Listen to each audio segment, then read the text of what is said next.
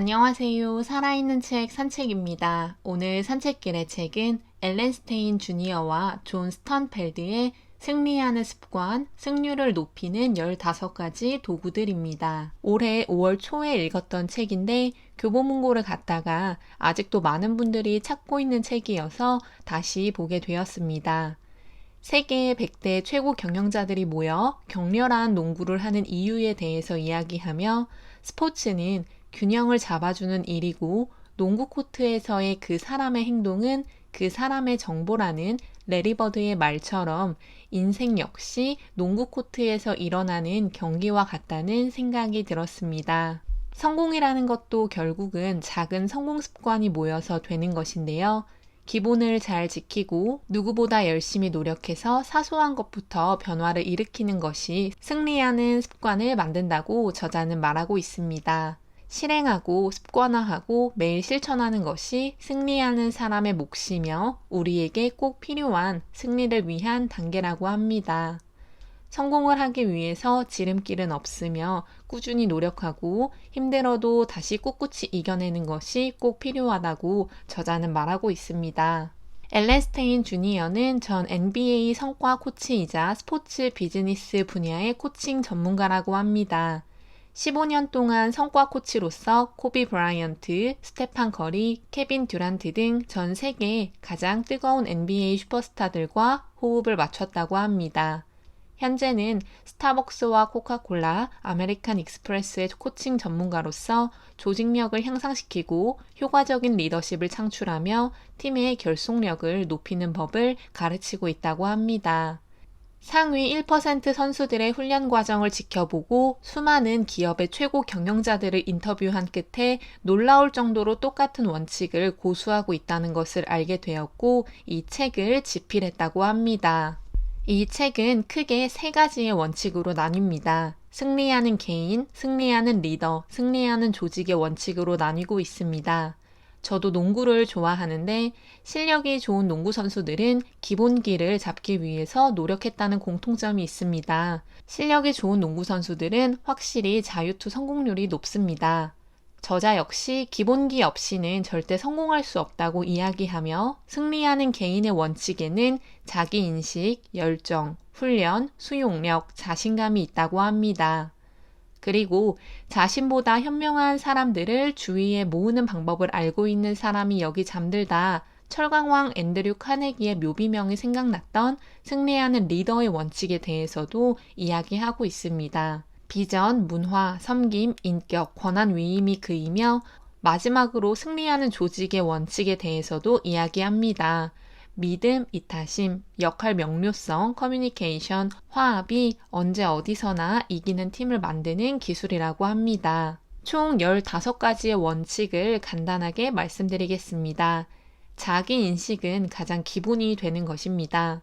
저자 역시 모든 특징들의 토대이고 중심이라고 이야기하고 있습니다. 소셜미디어를 통해 대박을 보여준 게리 베이너척은 자기인식은 게임의 핵심이라고 이야기하였으며 자기가 성공할 수 있었던 것은 무엇에 능하고 무엇에 능하지 않은지를 잘 알고 있었기 때문이라고 합니다. 또한 우리는 잘하는 것을 한 가지 찾아내서 거기에 모든 시간과 에너지를 쏟아야 한다고 저자는 말하고 있습니다. 열정은 어떤 행동을 하는데 강력한 엔진이 된다고 합니다. 우리는 스스로 열정에 빠지게 하는 것을 찾아서 몰두해야 한다고 하는데요. 이를 위해서는 자기인식이 꼭 필요합니다. 경쟁은 열정을 일으키는 외부 요인이며 결과도 중요하지만 과정을 중시하고 인정하는 것이 중요합니다. 편안함은 적이며 일시적으로 불편한 상태는 계속적으로 자신을 향상시킬 수 있는 열정을 불러일으키는 원동력이 될 수 있다고 합니다. 우리가 잘 알고 있는 스테판 커리 선수는 연습에 매진했던 맹훈련을 마다하지 않는 최고의 선수입니다. 운은 계획에서 비롯된다는 전 야구 선수 브랜치 리키의 말처럼 매일 우리는 능력을 갈고 닦기 위해서 훈련해야 합니다. 우리가 어떤 것을 해 나가는 데 있어 열정이 이유라면 훈련은 방법이라고 합니다. 갑작스러운 헬기 사고로 마음을 아프게 했던 코비 브라이언트 역시 기본기를 위해서 항상 연습과 훈련을 멈추지 않았다고 이야기하며 승리하는 개인을 위해 꼭 필요한 것은 훈련이라고 저자는 말합니다. 스스로 피드백을 하는 것, 수용력을 기르는 것도 중요하다고 합니다. 진정으로 피드백을 하는 것은 우리의 고정적인 에고를 버리고 변화를 받아들일 수 있는 지름길입니다. 성장형 마음가짐을 계속 가짐으로써 계속해서 무언가를 배우려고 노력하고 피드백을 수용해서 많은 것을 성취해 나가야 한다고 합니다. 실패를 대처하면서 우리는 회복력을 키워나갈 수 있으며 실패로 인해 좌절할 것인지 그 실패로 인해 회복력을 키워 다시 일어설 것인지는 우리의 선택에 달렸다고 합니다. 누군가가 나를 위해 코칭을 해준다면 그 역시 신뢰하고 마음을 열어서 수용하라고 이야기하고 있습니다. 승리하는 개인의 원칙 5번째는 자신감입니다. 자신의 성공을 믿는다는 것인데요. 자기인식, 열정, 훈련, 피드백 4가지 요소가 적절하게 작용된다면 자신감은 자연스럽게 올라갑니다. 또한 우리는 경험과 지식을 통해서 자신감을 얻을 수 있으며 남들과 비교하는 것이 아니라 자신의 과거와 자기의 현재를 비교함으로써 목표를 설정하고 달성하도록 노력해야 합니다. 다음은 승리하는 리더의 조건입니다. 먼저 비전을 제시해야 하는데요. 나아가고자 하는 방향에 대한 길을 조직원들에게 안내해야 합니다. 진정한 리더는 자석과 같아서 조직원들이 믿고 따르고 싶어 한다고 이야기하며 리더는 정확한 비전을 알고 비전을 전파한다고 합니다. 또한 조직 내에서도 균형을 맞추며 자신의 신념을 고수하지 않고 완고하지도 않다고 합니다. 늘 마음을 열고 경청하며 새로운 것을 추구하고 미래를 향하는 사람이 승리하는 리더의 원칙이라고 합니다. 카네기 기술연구소에 따르면 금전적인 성공을 한 리더들은 기술과 지식보다는 성격, 커뮤니케이션 능력, 지도력, 협상력이 훨씬 더 많은 영향을 차지했다고 합니다. 리더의 조건 2번째는 조직원들이 한 방향으로 갈 수 있는 문화를 조성한다고 합니다. 문화는 살아 움직이는 것이며 종이에 써서 생기는 것이 아니라 사람들을 거쳐서 만들어지는 것이라고 합니다. 따라서 개인의 장점을 보고 조직의 장점을 보아서 문화를 형성해 나가는 것이 중요한데요. 리더가 자리에 없을 때에도 그 문화가 잘 지켜지는 것이 정말 제대로 된 조직 문화라고 이야기합니다. 구글은 실패를 인정하고 축하해주는 문화를 가지고 있는데 이 역시 그들만의 문화로 자리하기까지 시간이 걸렸지만 성장하고 발전하는 구글이 되는데 큰 몫을 했습니다. 3번째는 섬김입니다. 조직원들에게 충성을 바라는 것보다 리더인 본인이 더 충성을 해야 한다는 것입니다. 조직에 헌신하면 그 헌신이 문화가 되고 그 문화는 결국 좋은 결과를 나타내 준다고 합니다. 모든 조직원들을 섬겨야 하며 게리 체프먼의 사랑과 칭찬의 언어 5가지를 잘 기억해서 사람들을 공감해주고 인간적으로 대해주고 이끌어주는 리더가 되어야 합니다. 상사와 직원의 관계는 수직 관계도 아니며 기본적인 인간관계이기 때문에 관계가 잘 형성되기 위해서는 황금률을 항상 생각해야 합니다. 공감하는 것과 이해하는 것은 섬김의 요소이며 섬김의 리더는 모든 조직원들이 다르다는 것을 이해하고 대한다고 합니다. 인격은 승리하는 리더가 갖춰야 하는 4번째 요소입니다. 유능한 리더는 일관적인 행동을 하며 다른 사람들이 보든 보지 않든 행동이 같다고 합니다.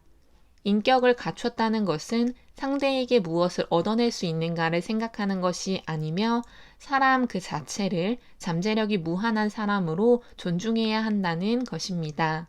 딘 스미스는 패배에 대해서는 리더가 책임을 지고 승리에 대해서는 그 공을 선수에게 돌려야 한다고 이야기하며 리더의 인격에 대해서 말했습니다.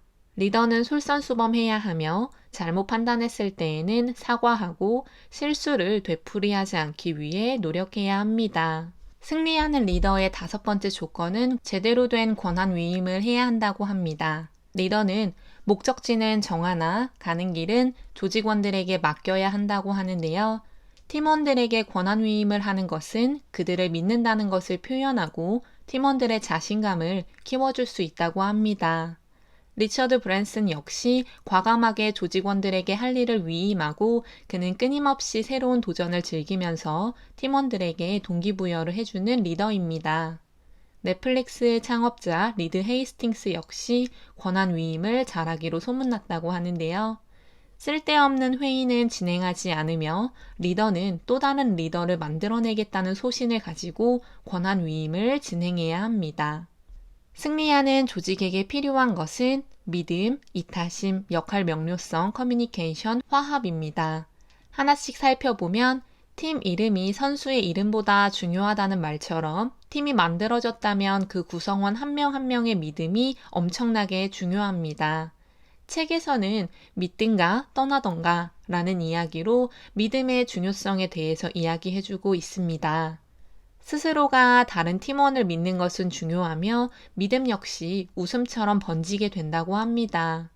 처음에 조직원들을 무조건적으로 믿는 것은 힘들지만 그 안에서 믿음의 티핑 포인트를 넘기면 그 조직은 똘똘 뭉친 하나의 집단이 된다고 이야기합니다.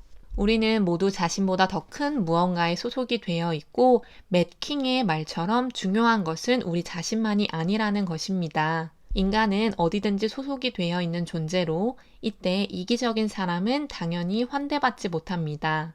존 우드는 팀을 위해서 할 수 있는 최선의 일은 자신을 발전시키는 것이다 라고 이야기하며 인간이 이타심을 발휘할 수 있는 또 다른 방법을 제시했습니다.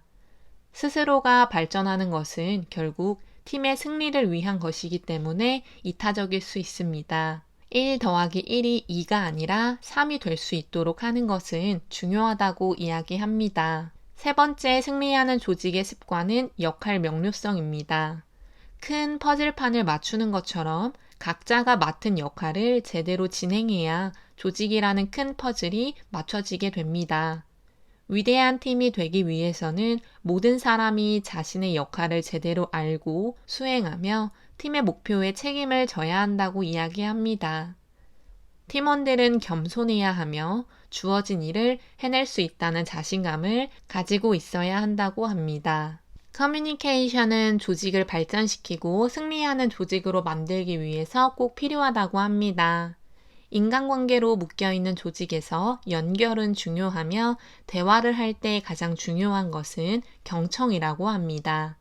우리는 상황은 이해하지만 감정을 이해하지 못하는 경우가 많은데 이해해야 한다는 것은 알 것 같다 라는 의미로 상대방을 존중한다는 것을 이야기합니다.